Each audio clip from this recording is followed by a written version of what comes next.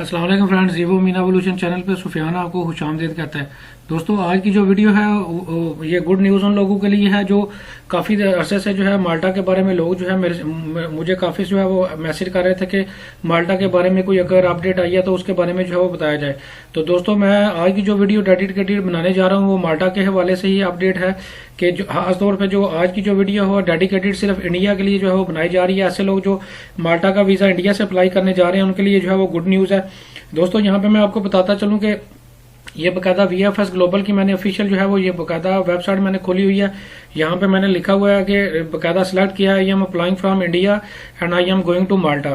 तो दोस्तों, यहाँ पे जो है वो बकायदा रीजन और नीचे जो है ये पूरी जो है जो अनाउंसमेंट है 24 फरवरी 2021 की जो ये अपडेट है जो मैं आपको देने जा रहा हूँ। यहाँ पे लिखा हुआ है कि माल्टा वीजा एप्लीकेशन सेंटर रीओपन।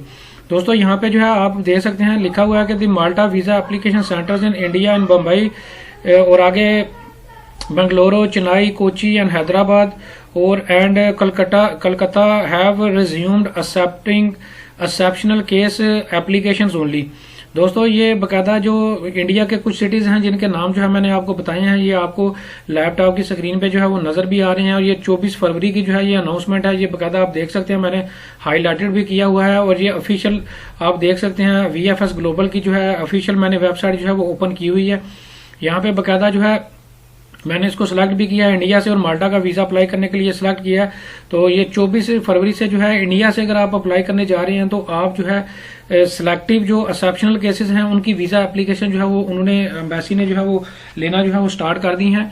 और दोस्तों, यहाँ पे मैं बताता चलूँ कि इंडिया में इन सिटीज में जो है ये बकायदा VFS के ग्लोबल के जो सेंटर्स हैं उन्होंने बकायदा एप्लीकेशंस लेनी स्टार्ट की हैं जो मैं आपको बता चुका हूं।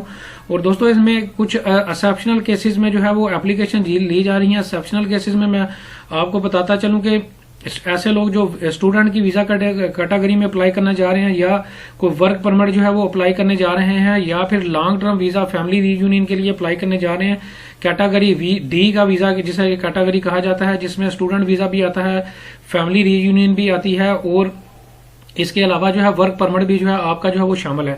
ये सभी जो कैटेगरी हैं ये D कैटेगरी जो है वो कहलाती है। D कैटेगरी वीजा जो कहलाती है, इसकी जो वीजा एप्लीकेशंस हैं वो माल्टा के लिए इंडिया से जो है वो अभी स्टार्ट की गई हैं।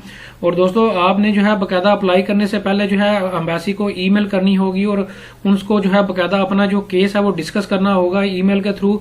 और आपने ईमेल के थ्रू जो है जब आपको अप्रूवल मिलेगी तो तब जो है आप अपनी अपॉइंटमेंट जो है वो बुक करवा सकते हैं।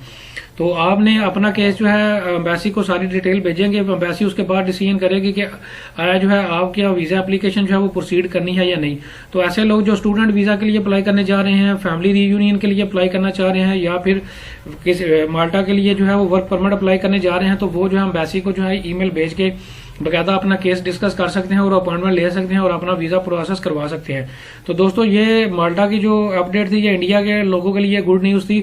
और दोस्तों, इसमें मैं एक और चीज आपको बताता चलूं, चूंकि अब स्टेप बाय स्टेप जो है कुछ जो है वो एम्बेसीज जो है वो ओपन होना शुरू हो गई हैं, यूरोप की बाकी कुछ एम्बेसीज भी ओपन होना शुरू हो गई हैं।